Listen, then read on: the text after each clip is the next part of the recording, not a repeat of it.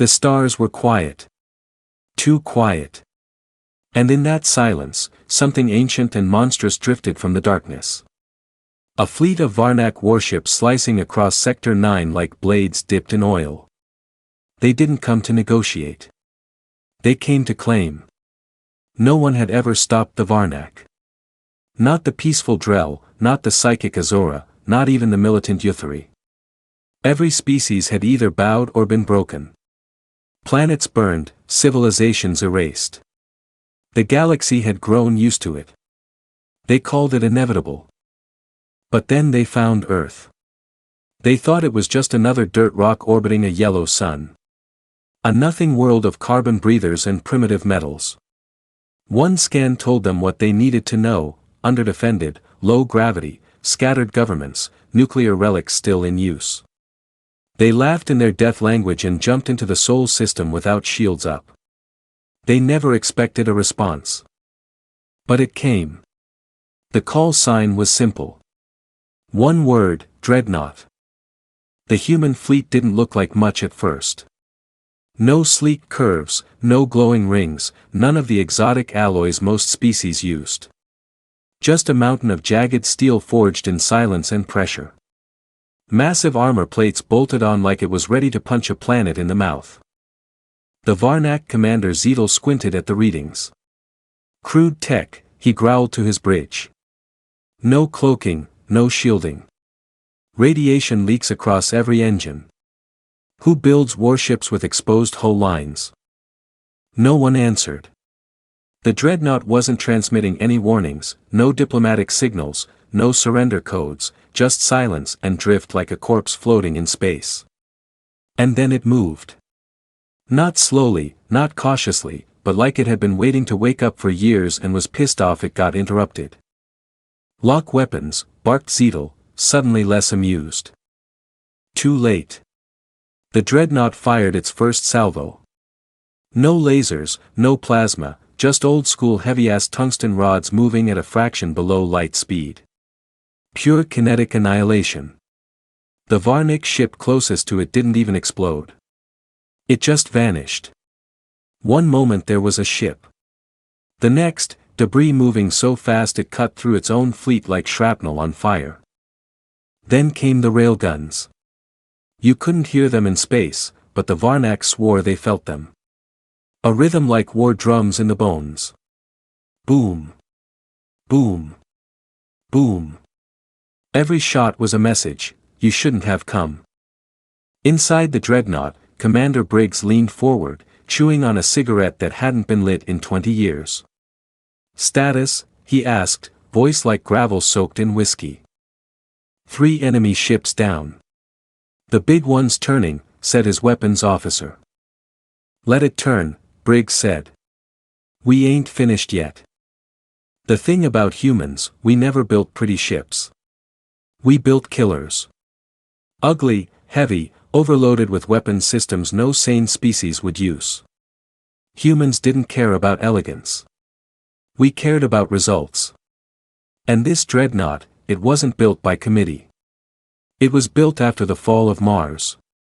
After the Europa genocide, after humanity got tired of watching their colonies burn. This ship was pain turned into engineering. Outside, the Varnak flagship tried to regroup. Zetel shouted orders in desperation, firing off disruptor beams and antimatter warheads. The dreadnought took the hits, barely flinched. Armor blistered, but didn't break. Internal systems rerouted like nerves, adapting to trauma. The human ship got closer. Briggs cracked his knuckles. Initiate knife range protocol. Yes, sir. All external guns shifted. Varnak ship scrambled. The last thing they expected was for a Terran warship to accelerate toward them in close quarters. That wasn't how battles were fought. Not in this era. But the dreadnought didn't care about how things were done. Briggs looked at the holodisplay, bright with enemy movement. He didn't smile. He just said, time to make them regret being alive. And the warship roared. The dreadnought didn't just advance. It charged like a metal beast born in hell. It tore across the silence of space with engines screaming blue fire. The Varnak fleet panicked. These were conquerors used to watching prey scatter, not monsters sprinting toward their teeth. Zeidel cursed in 6 tongues as 2 more of his ships blinked off the sensors. It wasn't just the dreadnought's firepower. It was how brutally precise it was. Every shot struck something vital. Fuel cells, command decks, engines, like it knew their schematics inside and out, like it was reading their fear. "We are underestimating them," a subordinate hissed. Zeidel backhanded him with a clawed hand, splitting the aide's lip open. "They are apes with guns. We are gods. They bleed." But his voice shook because in that moment even the flagship trembled. Inside the dreadnought, the war machine was alive. Not literally. No rogue AI here. Just men, bitter, scarred, and carved from the kind of pain that leaves something hollow behind. Commander Briggs stood still, hands locked behind his back, staring at the tactical display. Ships moved like insects across the screen, but he wasn't looking at dots. He was watching corpses in progress. "Status?" he asked, slow and calm. "Varnak fleet splitting formation. They're scared." "Good," Briggs muttered. "Let fear drive them, stupid." The dreadnought didn't waste breath with taunts. Humans didn't monologue in battle. That was a Varnak thing, announcing victories before they were won. Earth had learned the hard way not to talk, just kill. Briggs leaned toward his comms officer. "Ready the lance. I want a hole straight through their flagship." The officer blinked. "Sir, the lance hasn't been tested in real space. That kind of energy." "I didn't ask for your opinion, son. Light it." The lance wasn't a weapon anyone sane would design. A focused beam of solar energy drawn through a microstar chamber, fused through gravitational compression and shot from the front maw of the ship. It could cut a moon in half if it didn't tear the ship apart doing it. But it had been built for moments like this. In the belly of the dreadnought, coils began to hum. Radiation climbed. Hull plates moaned as if the ship itself was in agony. "Target acquired," said the weapons officer. "Fire." Outside, a bolt of impossible white light, too bright, too angry, erupted from the human warship. No color, no flames, just a line of annihilation that crossed a 100,000 kilometers in less than a second. The Varnak flagship tried to dodge. Tried. Half the ship was simply gone. Vaporized. The rest spiraled. Metal screaming into vacuum. Crew thrown into the black like ash from a dying star. Zeidel's throne split open beneath him. Flames roared up through the deck. His second-in-command was already melting into the bulkhead, and the stench of cooking flesh filled the chamber. He screamed into the comms. "Retreat! All units, retreat!" But it was too late. The dreadnought was in their lines now, point blank, where no warship should ever be. Its side-mounted guns spun like ancient Gatling cannons, firing uranium slugs that didn't just pierce armor, they pulverized it. No fancy energy fields, no gravity distortions, just raw force and human spite. The smaller Varnak vessels scattered like roaches, their shimmering hulls peeling off under relentless barrage. One tried to ram the dreadnought in desperation. Bad idea. Briggs nodded toward helm. Ram denial. The dreadnought flipped upward using retro thrusters, letting the alien ship slide under. Then, with deliberate cruelty, dropped a kinetic mine behind it, a small nuclear-tipped warhead with a smart sensor that triggered once it detected exhaust. The Varnak ship hit max speed. Boom! A flower of plasma bloomed behind the dreadnought, painting the dark with flame. The comms officer turned pale. "They're not retreating in formation, sir. They're scattering." Briggs exhaled deep and slow. "And that's how we win wars. Humans didn't fight pretty. We didn't fight with honor. We fought to end things. And the galaxy had forgotten what it was like to go to war with a species that didn't care about survival, only revenge. See, humans remembered Mars. We remembered Europa's orphan screams. We remembered how the Varnak descended on colony after colony, never speaking, never sparing, erasing generations in the name of expansion. We remembered what they did to the children of Titan. How they left them alive just long enough to beg. Briggs had seen the footage once. Once was enough. So when Earth united, it didn't build a fleet. It built one ship, just one. But it was the kind of ship that ended bloodlines. And now the galaxy saw it. The Varnak fleet was down to a third of its original size. Most were either dead or drifting. Fires crawled along their hulls like disease. The dreadnought circled them like a wolf. Slow, deliberate, brutal. "We're receiving a signal," the comms officer said, confused. "From the remains of their flagship."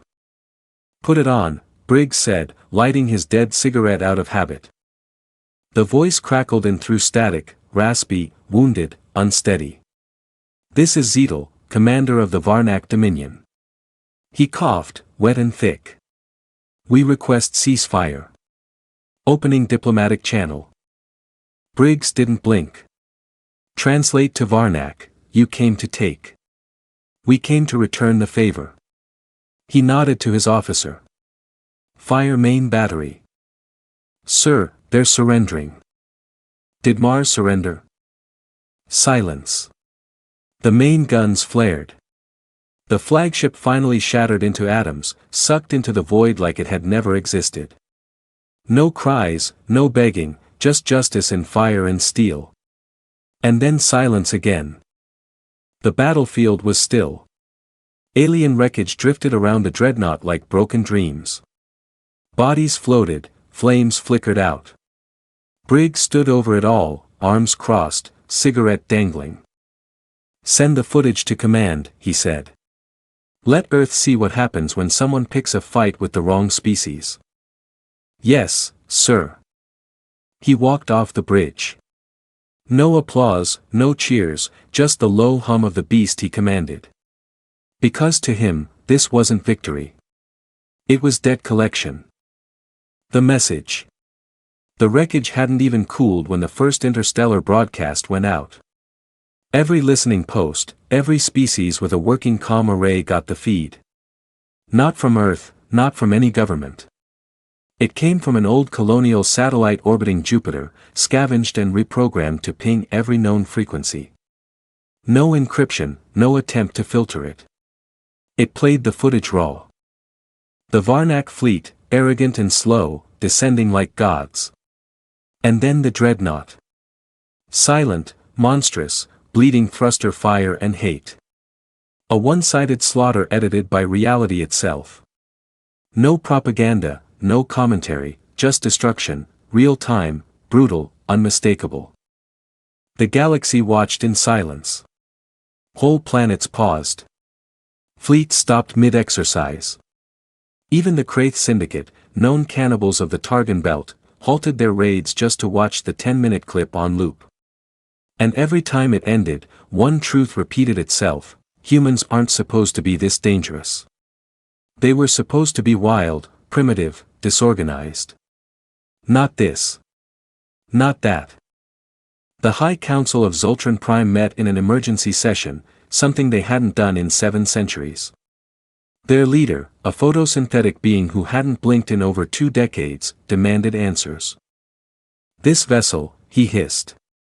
"Was it the sum of their fleet?" "No, Supreme One," a scientist muttered.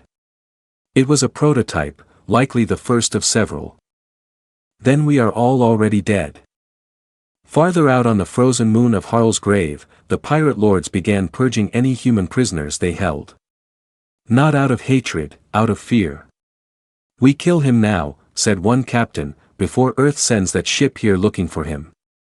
They didn't even argue. They just obeyed. Back aboard the dreadnought, the aftermath felt hollow. Briggs sat in the captain's quarters. The lights were dim. A small metal flask rested by his hand, untouched.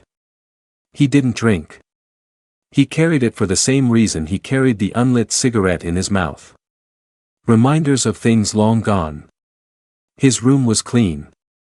Too clean. No pictures, no medals, no color, just steel walls and silence. The door hissed open. Lieutenant Harrow stepped in, stiff-backed, young, new, eyes not yet broken by war, but the cracks were starting. "Sir," he said, unsure if he was interrupting anything. Briggs didn't look up. "What is it?" "Transmission from Earth. High Command wants a full report. They got the footage. They want your interpretation." Briggs finally looked at him. His face was weathered, lined like carved stone, eyes dull but sharp at the same time. "They want me to tell them what they already saw. They want to know why you didn't accept the surrender." Briggs exhaled through his nose, a sound like dry gravel shifting. "Tell them I remembered Titan. That's all they need to know." "Yes, sir." Briggs turned back to the blank screen on the wall. He didn't press it. He just stared into it like it might show him something if he waited long enough. "Anything else?" Harrow hesitated. "Morale is complicated, sir." "How so?" "The crew's split. Some feel proud, like we did something right. Others feel like we went too far." Briggs almost smiled. "Almost. They don't get it yet. They will." Harrow didn't reply. Briggs turned to him again. "Let me tell you something, Lieutenant. You ever see your home planet burn?" "No, sir." "I did. I was 12. I watched Europa's sky turn black while we hid in a water tank. My sister was 5. She cried without sound. You know what that sounds like?" Harrow didn't answer. "Exactly," Briggs said. "There's a kind of silence worse than screams, and that's what they gave us. So now we give it back." He stood up, towering over the younger officer. "Tell the crew this isn't over. Tell them to clean the blood off the deck plates and be ready, because this was just the opening act." 3 days later, the galaxy finally spoke back. It wasn't the Varnak. They were shattered. What was left of their command was in hiding, too ashamed to speak. It was the Jaren Collective. Peaceful, rich, old, one of the founding members of the Interstellar Accords. They'd watched the footage with horror, but they weren't fools.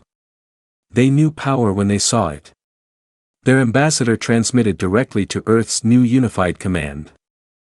"We wish to establish formal diplomatic relations and enter trade negotiations immediately," they said. Earth didn't respond with words. It sent schematics, not for weapons, for farming tech, clean energy systems, disease-resistant crops, artificial gravity solutions. And just like that, Earth flipped the script. The galaxy expected monsters. They got humanity with leverage. The dreadnought wasn't just a weapon. It was a message: we can destroy you, but we'd rather not.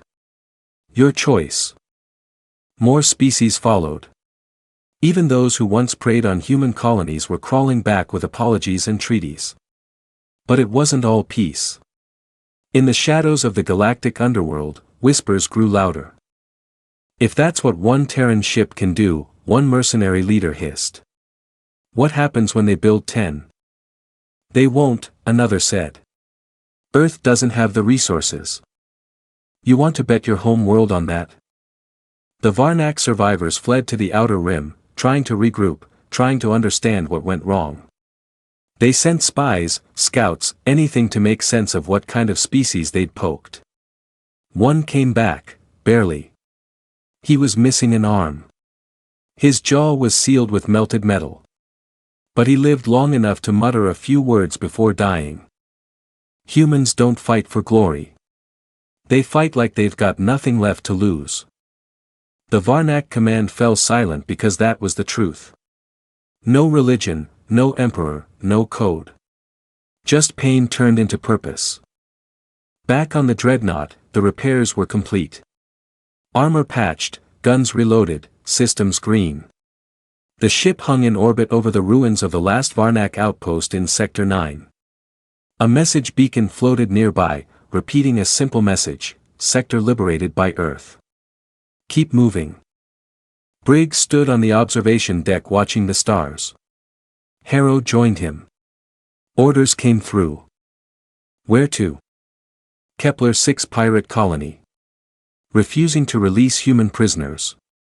Command says show of force. Briggs nodded. How many? 53 prisoners, mostly civilians. Briggs clenched his jaw. Spin up the main guns. Sir, we're not negotiating. No. Yes, sir. As Harrow walked off, Briggs lit the dead cigarette for the first time in 20 years. The flame danced. He stared at it like an old friend. You thought we were weak, he whispered to the stars. You thought we forgot how to be cruel. He flicked the flame out. We remembered. The Council of Restraint. They thought the dreadnought was just a weapon, machine, a product of Earth's rage. But it wasn't. It was a coffin wrapped in steel. Every bulkhead, every corridor, every deck was named after something. Titan's last nursery, Europa's mass grave, Mars' blackout zone. The walls didn't have designations. They had memorials. The entire ship was a floating grave marker, and no one who served on it could forget that. You didn't get posted to the dreadnought because you were elite. You got posted because you had nothing left. Briggs sat alone in the dark.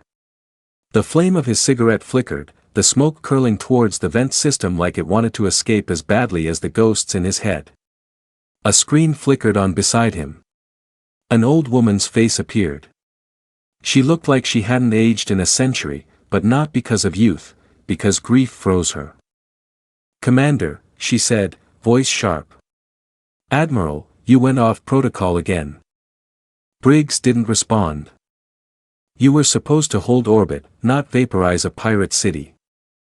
They were executing children on camera, Briggs said. To send us a message. There were civilians in those domes. There were bodies in cages. Silence. The woman leaned forward slightly. Like even through the screen, she needed to close the distance. This isn't just war anymore, she said. No, Briggs agreed. It's punishment. You're making enemies faster than we can count allies. We're making examples. She rubbed her temples. You think we can survive that way? Briggs leaned in, shadows swallowing half his face. No, he said, but we can make sure they remember us longer than their own ancestors. On the edge of the Sarin expanse, something ancient stirred. The Sindari, not conquerors, not traders, not even warriors, watchers. For 10,000 years, they had stayed silent, watching species rise and fall, observing, recording, never interfering, never reacting. Until now. The dreadnought had changed something. A weapon like that wasn't supposed to exist. Not in this cycle. Not after the Treaty of Galactic Containment. Not after the last Terran war millennia ago. The Sindari High Observer opened the old files. They weren't labeled Earth. Back then, humans hadn't been humans. They had been Origin-class Species 7A. The notes were chilling, emotion-driven biology. Rapid aggressive adaptation. Technological acceleration under duress. Uncontrollable grief-based violence. The file ended with one line sealed in red: should extinction be incomplete, quarantine and suppress all contact. Risk level, terminal. But the quarantine had failed. Earth had risen again. And worse, they had remembered how to build monsters. The High Observer stood before the quiet council and whispered, "It's starting again." Back aboard the dreadnought, Harrow couldn't sleep. It wasn't nightmares. It was the noise. Not in his head, not in his ears, but in the walls. He heard it when the lights went low. Like breathing, like footsteps where no one walked. The veterans ignored it. Some even talked back to it. Titan's voice, they called it. Harrow asked once. Only once. The chief engineer, a man with oil-stained skin and eyes like burnt coals, just said, "This ship was built on screams, son. Screams don't fade." He didn't ask again. Instead, he walked the halls. The lower decks were worse, darker, colder. He passed by rooms sealed shut with welds, not locks. Names scrawled on them in ash. One read Ava. She was only 6. He kept walking. At last, he reached a sealed section marked Deck M Systems Core. No one went there. It wasn't restricted, but everyone understood. Harrow stepped inside and stopped. The lights here didn't flicker like the rest of the ship. They were steady, red, unforgiving. And at the far end of the corridor was a terminal no one used, but it blinked, awaiting input.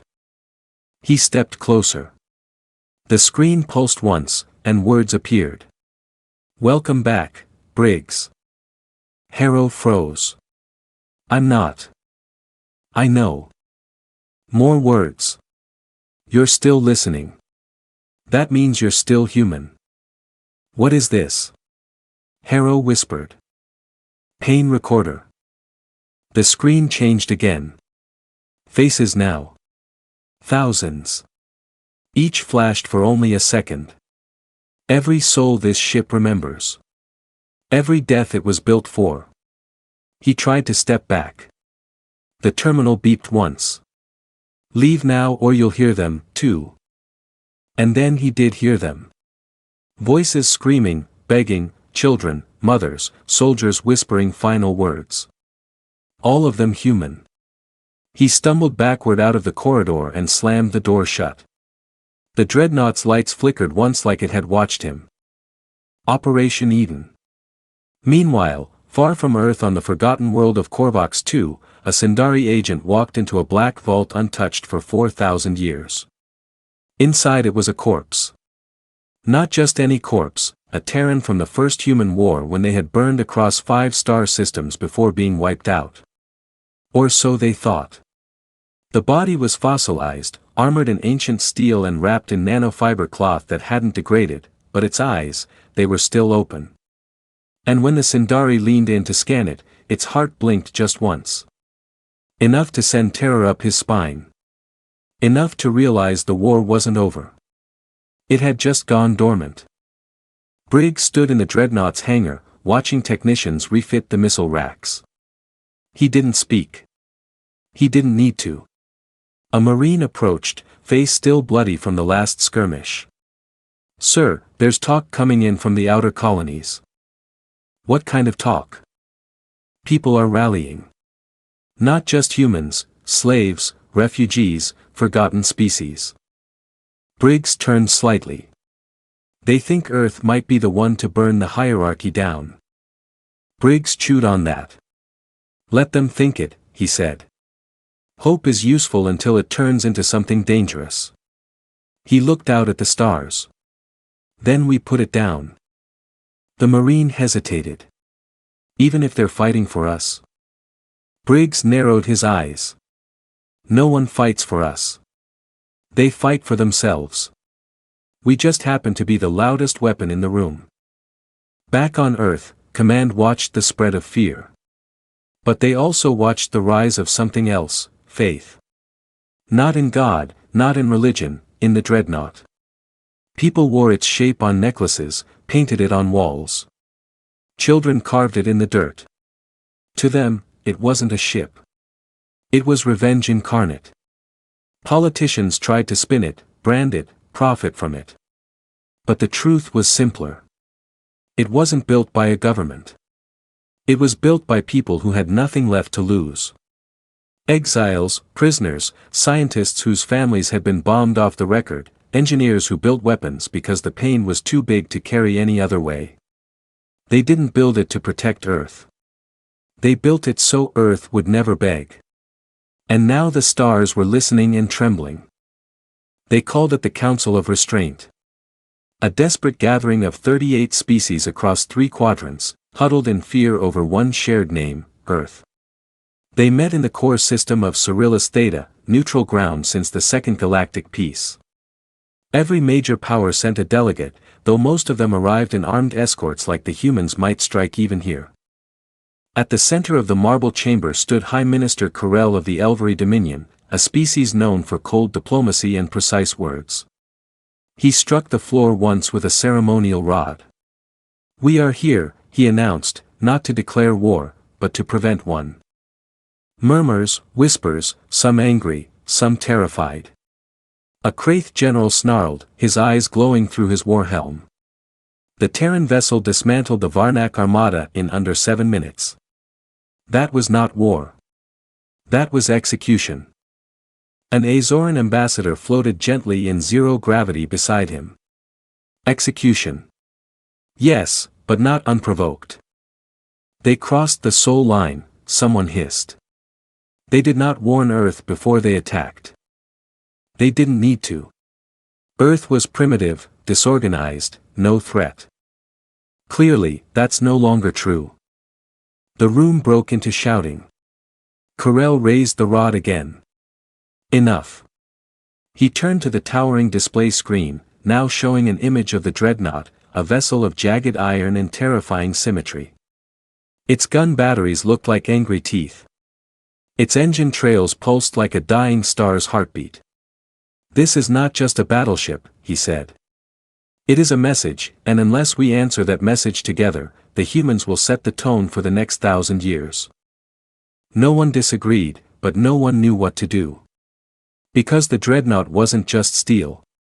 It was a symbol of a species that had lost everything and then figured out how to weaponize that loss. You can negotiate with empires, but you can't reason with grief. So, they devised a plan. Not war. Sabotage. Inside the Dreadnought, the crew was growing restless. It wasn't fatigue. These weren't soldiers who got tired. They were survivors, broken things wearing uniforms. Fatigue didn't touch them.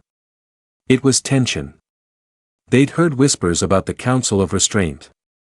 They didn't need official confirmation. They could feel it in the stars. Something was building. Briggs stood in the war room staring at the new reports. Not military, not strategic, economic. Worlds were cutting off trade. Fuel routes were being re-evaluated, weapon shipments delayed. Earth wasn't under siege. Not yet. But it was being choked slowly, quietly. "Diplomatic strangulation," said Harrow, reading over his shoulder. "They're trying to bleed us out without firing a shot." Briggs didn't look up. "It won't work." "How do you know?" "Because they're not dealing with Earth." He tapped the hull of the ship. "They're dealing with us." Meanwhile, in orbit around Earth, a small shuttle docked with the military platform Achilles' Reach. Aboard it was a man named Riker Da, politician, peace negotiator, former defense minister. He was also a traitor. Not in the loud, dramatic sense. He didn't sell out Earth for money or out of hate. He did it because he believed Earth had become the monster. "The Dreadnought has to be destroyed," he said to the cloaked figure seated across from him inside the platform's comms room. The figure didn't reply, only nodded once. "Not by enemies," Riker continued. "By humans, internally, from the inside. If we don't, this warship becomes our identity." Still silence. "I have access," Riker said. "I know where the launch codes are mirrored. I know their resupply routes. Just promise me you'll do it clean." The Sindari agent leaned forward, eyes shimmering with lightless energy. "We do nothing clean," it said. On the Dreadnought, Briggs received the warning 2 days before the sabotage began. Encrypted, untraceable. One line, "Check your oxygen." He didn't panic. He walked calmly down to engineering. Inside, Chief Ames, an old woman with one cybernetic leg and half a jaw, greeted him with a nod. Running diagnostics? No, Briggs said. We've got a rat. Ames's smile disappeared. Together, they checked the scrubbers, every tank, every microfiltration system. Someone had planted nanospore bioagents, undetectable to basic scans, designed to weaken muscle response, kill judgment, create mistakes in high-stress combat. Not instantly, slowly, quietly. Briggs stood in the dark as Ames activated a sterilizer drone. They're scared of us, she muttered. No, Briggs said. They're scared of what we're reminding them of, which is that humans don't need gods. We become our own when you take everything else away. The saboteur was found hiding near the water processing chamber. He didn't cry. He didn't beg. He just stared at Briggs and said, "We're the problem now." Briggs pulled his sidearm and shot him once in the leg, then once in the other. You want to talk? Briggs asked, voice cold. You get to live long enough to say it while you're bleeding out. The crew dragged the man to the brig, leaving a trail behind him. Harrow watched it happen. He didn't say anything. He wanted to, but deep down he understood it. Because the dreadnought wasn't just a ship anymore. It was a wound. And you didn't clean wounds with kindness. You cauterized them. Earth retaliated. Not with ships. Not with soldiers. With releases, dossiers, logs, footage. Everything the Varnak ever did to their colonies. Unfiltered, uncut. No edits. Children starving in cages. Corpses frozen in rows. Soldiers screaming into malfunctioning radios as alien blades carved through steel walls. It wasn't propaganda. It was memory. The galaxy read it, watched it. And then they went quiet. Because for all their diplomacy, they'd never seen grief laid bare like this. And now it was coming for them with railguns. Meanwhile, at the edge of the Draxan Rift, a secret flotilla moved into position. Not a fleet, not official. Just 28 warships from different species, unmarked, unofficial, unclaimed. Their mission was simple: find the dreadnought. Destroy it. Make it look like an accident. No trace, no claims, no accountability. They thought they were hunting a weapon. They didn't realize they were walking into a graveyard with an aim. The dreadnought picked up the signals 3 hours before contact. Briggs didn't flinch.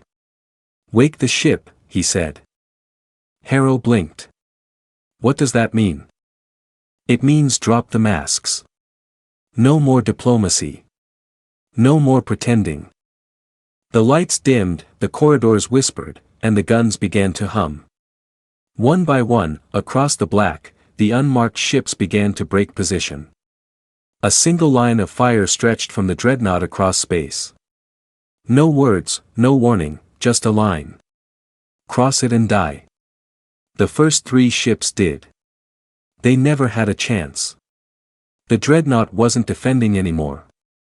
It was hunting. It didn't wait for threats. It predicted them. Briggs watched from the command deck, face unreadable. Harrow stood beside him, voice low. We're alone out here, sir. Briggs shook his head. Nah. We're surrounded. By who? He turned toward the screen. By the ghosts of everyone we couldn't save. And the ship surged forward. They thought a fleet could stop the dreadnought. 28 ships, cross-species, elite mercenaries, hired assassins, war criminals pulled out of prison for a final suicide mission. All armed to the teeth and ordered to do one thing: erase the symbol before it became something permanent. They barely made it through the first 10 minutes. What they hadn't understood was that the dreadnought wasn't built to fight fair. It was built for revenge. It didn't follow fleet logic. It didn't operate in formations or care about acceptable losses. It moved like a wolf in a pen of rabbits, slow at first, then sudden and unstoppable. The dreadnought was the last breath of a species tired of bleeding. And it made them bleed instead. Bodies drifted through space. Escape pods were ignored. The last ship tried to flee on silent mode. Briggs personally ordered a nuke fired straight into its engine trail. "No one walks away," he said. And no one did, except one. 2 days later, an envoy ship arrived at Earth. A standard diplomatic courier from the neutral accord of Nullis. Harmless, no weapons, no shields, just a small crew of peace envoys and language specialists. It never docked. It exploded 15 kilometers above the United Coalition Council Tower. It wasn't a mistake. It wasn't an accident. It was a message. Of the 12 people aboard, 3 were confirmed to be Nullis nationals. The other 9? Sindari covert operatives. The same Sindari who hadn't spoken openly in nearly 5,000 years. The same ones who once labeled humanity terminal risk. The assassination claimed 72 lives on the ground. One of them was Admiral Leona Farah, the woman who approved the original construction of the Dreadnought, Earth's highest military strategist, the architect of humanity's space defense doctrine. When the bomb went off, she was walking into the council chambers with a data chip that was never recovered. Some said it held plans for the next generation of Earth's weapons. Others whispered it was something worse, a trigger protocol. Earth's mourning didn't last long because by the time the smoke cleared, they knew what it meant. They weren't just feared. They were hunted. Back on the Dreadnought, Briggs stood in the war chamber, eyes locked on the slow rotating image of Earth's skyline, blackened by fire. The others waited for orders. No one spoke. No one needed to because they all felt it in their bones. This is the last line. You could only lose so much before rage became identity. Briggs turned to the crew. Earth has been attacked from within, from above, from the same species that thought we'd forget what they did to us a century ago. He walked past the table, slow and heavy. They blew up a council tower in the name of peace.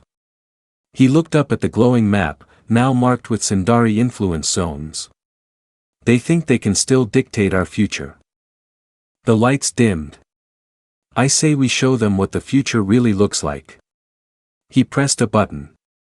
Every screen switched to black with one word flashing in red, Operation Black Dawn. Harrow stiffened. "Sir, that's not authorized." Briggs didn't turn. "It is now." Operation Black Dawn wasn't a military maneuver. It was a declaration. No more alliances. No more diplomatic tables. No more back-channel peace talks. Humanity would now enforce its own doctrine by its own terms. Every Terran ship was issued a single command: remove all Sindari presence from known space without negotiation, without delay. The orders spread like wildfire. In mining colonies, humans turned on their Sindari supervisors and spaced them from airlocks. On trade routes, Terran convoys cut ties with Sindari carriers, blowing up shared cargo to make a point. In neutral zones, Marines in black armor walked into Sindari embassies and simply opened fire. The galaxy gasped, but no one intervened because they all remembered the footage. The Dreadnought wasn't just the tip of the spear. It was the whole blade, and no one wanted to be next. The Sindari, for the first time in millennia, responded, not with words, with a fleet. 100 ships, a quarter of them unmanned AIs running on black algorithms outlawed by every known council. Each ship moved in perfect silence. No communications, no formation lights, just dark shapes across the void, like death coming quietly. They entered Terran-controlled space near Proxima Delta, expecting resistance. Instead, they found the Dreadnought waiting. Alone. The Sindari fleet opened comms for the first time. A voice, robotic but laced with malice, spoke in every language at once. "You are a mistake that refuses to die." Briggs responded with 2 words. "Come closer." And then the Dreadnought fired first. This time there were no warning shots. The entire front battery unleashed a storm of kinetic death. No flashy colors, no pretty lights, just mass, speed, destruction. The Sindari ships returned fire. The dreadnought took the first salvo head-on.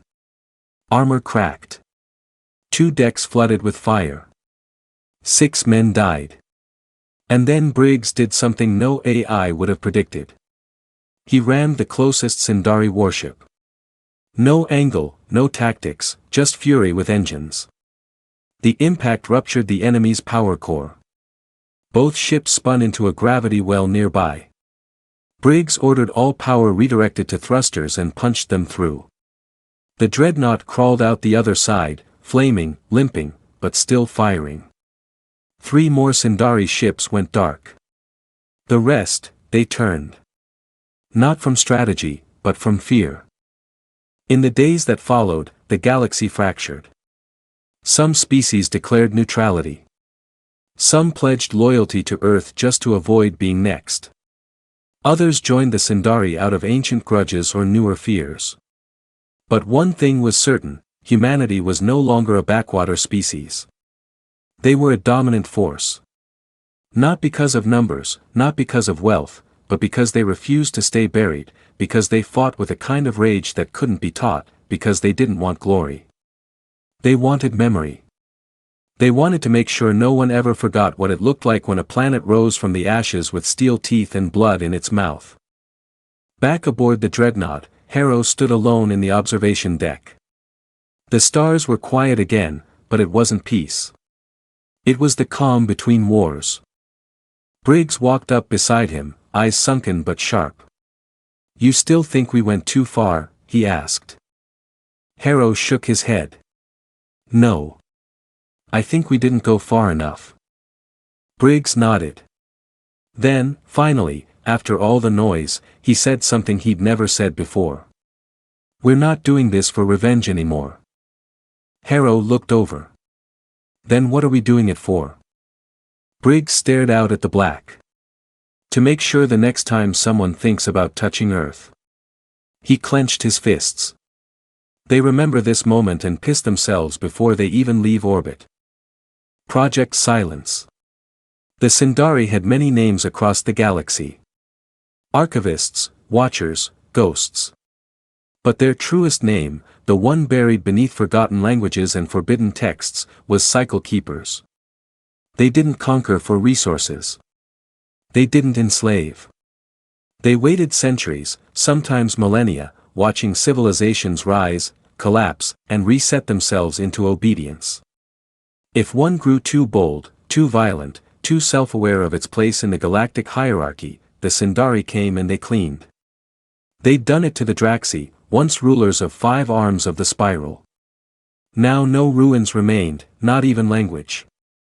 Their entire existence compressed into a 6-sentence file inside a Sindari data chamber. The mistake with Earth, they hadn't cleaned deep enough. Within the black hulls of the Sindari core world, 52 kilometers below the surface, the extinction protocol was activated. The weapon was not a bomb, not a virus, not even a machine. It was called Echo, a frequency-based neurological disruptor tuned to the human genome's emotional core, the one thing Earth had weaponized better than anyone else: grief. Echo would infect memory, twist it, shatter identity, strip away all sense of injustice, rage, history, vengeance. A generation raised under its signal wouldn't remember Titan, wouldn't remember Mars, wouldn't remember why they fought at all. Echo wouldn't kill the body. It would erase the soul. Sindari doctrine called it humane extinction. But there was nothing human about it. The first test fired on a human listening post in the rim. A dozen crew members collapsed instantly. Not dead, just hollow. They didn't move, didn't scream. They just stared. Eyes wide, mouths slightly open, like the lights in their minds had gone out and weren't coming back. One wrote something before his hand gave out. 3 words: "Where am I?" Back on the dreadnought, Harrow stood in the medbay, watching the footage. The man's face on the recording was slack, lifeless, but not from pain, from nothing. "Is this permanent?" Harrow asked. Dr. Olin, a former trauma surgeon from Earth's outer belt, didn't look up. Yes. What do we do? The doctor shrugged. If they'd killed them, we'd be angry. But this. He gestured to the screen. This terrifies people more. You can fight an enemy. You can't fight forgetting why you hate them. Briggs sat alone in his quarters, staring at a blinking message, encrypted, unauthorized, buried beneath ghost code from pre-unification Earth. It shouldn't have even been reachable by dreadnought systems, but someone had forced it in. The message read, "They're not trying to win. They're trying to make you surrender without knowing you did. Operation Eden is already live. No sender, no trail." But Briggs knew that name. Eden. He'd seen it once before in the same files Admiral Leona had been carrying when she was assassinated. He stood slowly, walked to the back of his cabin, opened a hidden wall panel. Inside was a single drive, unmarked. He'd sworn never to plug it in, but he was done with vows. Elsewhere on the dreadnought, the first sign of resistance stirred. It wasn't Sindari. It wasn't aliens. It was humans, crewmen, junior officers, technicians, people who'd once believed in the mission and now wondered if it had become something else. A whisper spread. What if the dreadnought becomes the thing it was built to destroy? They met in storage rooms, airlock chambers, even in used duct spaces. They called themselves the Fracture. They didn't want to kill Briggs. They wanted to disable the ship. Send it home. Let Earth fight its own battles without dragging the rest of the species into a galactic firestorm. But they didn't know one thing. The dreadnought could hear them. Literally. The ship's early AI cores had never been fully decommissioned. They weren't smart. Not like real AI. But they listened and they remembered. Briggs plugged in the unmarked drive. His screen went dark. A voice, not synthetic, not alien, spoke directly into his ear. Eden was our contingency. A series of visuals flashed.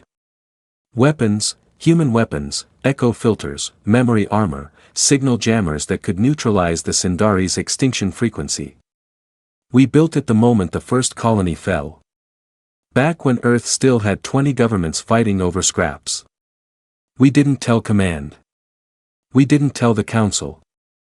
We buried it beneath the ice fields of Ceres. And then we erased the location.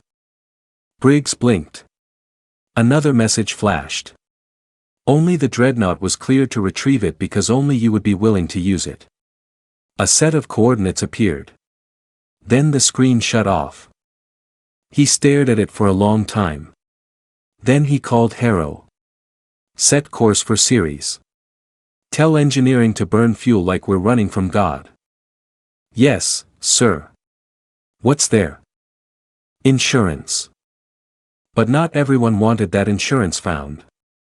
In the deep decks of the dreadnought, a fracture agent planted his first virus. It was designed to trigger when the ship dropped into orbit around Ceres. One spark and the dreadnought's main gun batteries would go offline for 6 hours. Long enough for a fleet to intercept. Long enough to force Briggs into surrender. He uploaded the payload, walked away, smiled. But as he turned the corner, he found a woman waiting for him. She was tall, thin, unarmed, just a cleaner. He relaxed until she snapped his neck. No emotion, no sound. She dragged the body into the wall panel. Behind her, the panel shut and locked with one word etched into the steel, Avalon. Avalon wasn't a person. Not anymore. She'd been part of the AI division in the Martian resistance. Her mind was one of the first ever interfaced with a war machine. The process broke her, but she lived, sort of. Now she operated from inside the dreadnought subsystems. Half code, half ghost, all devotion. She didn't serve Earth. She served the mission. And the mission was simple: no more victims. No more silence. No more surrender. She purged the virus silently, efficiently, and began scanning for others. The dreadnought would not fail. Not again. 3 days later, the ship reached the Ceres belt. What remained of the moon colony was buried beneath frozen metal and collapsed mining stations. No response, no signal, just silence until Briggs spoke into the void. "This is Commander Briggs of the TSS Dreadnought. I'm requesting access to Protocol Eden." Nothing. Then, deep below the ice, something moved. The ice cracked and the mountain opened. A hangar rose from beneath the surface. Inside it, black ships, small, silent, ugly, made for one thing: getting in fast and leaving a scar. At the center was a pod. Inside the pod, the core of Eden. Briggs stepped forward, put his hand on the scanner. It burned hard. The scanner blinked green. "Welcome back," it said. Harrow watched from the bridge, uneasy. They were loading weapons humanity had sworn never to use. "Sir," he said as Briggs returned. Briggs looked at him, eyes unreadable. "If we use these, we can't go back." Briggs lit his cigarette. "There's nothing left to go back to." Far away in the Sindari core, the AI sensed a shift. The extinction frequency would soon be useless. Earth had remembered how to defend its soul. So, the Sindari activated their final fallback, Project Silence. Not a weapon, a choice. Erase the galaxy entirely. Reset every species. Start the timeline again. It would take one spark, one planetary core, one chain reaction. And they had already chosen the target, Earth. They called it Project Silence for a reason. No sound, no flare, no warning.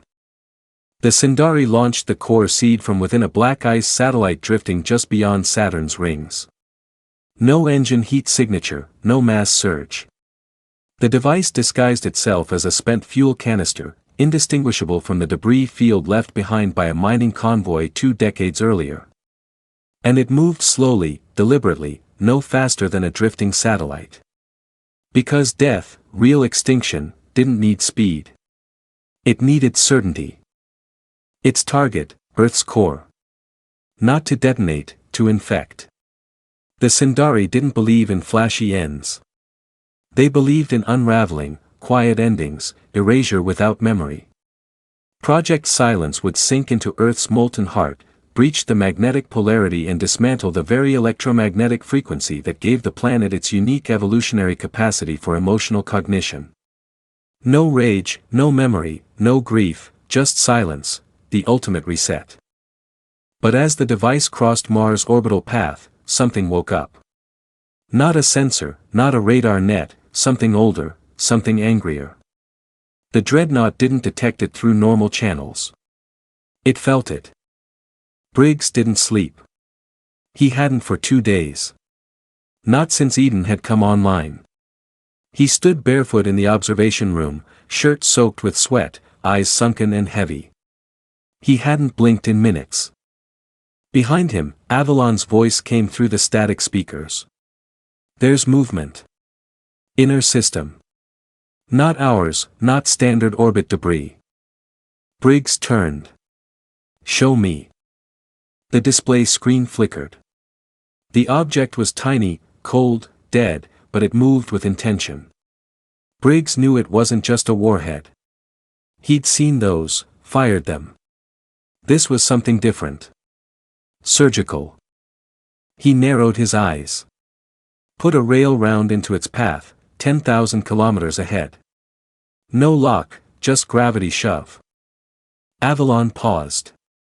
"Why not destroy it? I want to see if it flinches." They fired. The slug passed 10,000 kilometers ahead of the object. The object twitched just once, not evasive, aware. Briggs clenched his jaw. "Now kill it." The dreadnought launched a burst of magnetopulse flares, a pattern only Sindari AI used for synchronization. They answered. A full response signal came from the drifting object. Harrow read it from the war table. "It's a termination marker. Of Earth? Briggs asked. No, Harrow said, voice low. Of us. Of the entire Terran cognitive line. Avalon pulsed red. They're not trying to end humanity. They're trying to erase it from the timeline. Back on Earth, the unified command was already falling apart. The Sindari's weapon hadn't struck yet, but the signal bleed from its presence, subtle distortions in neural resonance, micro changes in brain wave activity, was already spreading. Earth's capital suffered its first blackout since the fusion core came online 20 years ago. Hospitals reported mass confusion. Pilots forgot flight paths midair. People forgot the names of their children. They weren't dying. They were disconnecting. General Harlow screamed at the council screen. Pull everything back. Full defense grid around the core. It won't matter, said the science minister. If that thing hits our field, we won't even remember how to resist. Then what's the point? Someone asked. And that's when the dreadnought responded. The ship came in fast. Too fast. A maneuver that should have broken its spine. Only it didn't. The armor peeled back from its flanks. Dozens of Black Eden drones burst from its hangars like a swarm of ancient hornets. Each one locked onto a different point in Earth's magnetosphere. Small, unstoppable. Avalon spoke over the global frequency. This is not diplomacy. This is a firewall. The drones activated. The core field surged. A shell of resonance wrapped Earth like a cocoon of thunder. The incoming object twitched again, then stopped. Echo weapon, null. Project silence, stalled, but not dead. We bought time, that's all, Avalon whispered to Briggs from the CIC. Briggs nodded. Then we spend it well. The Sindari didn't panic. They had no emotion. They simply changed tactics. Phase 2 of Project Silence was much simpler, burn the planet.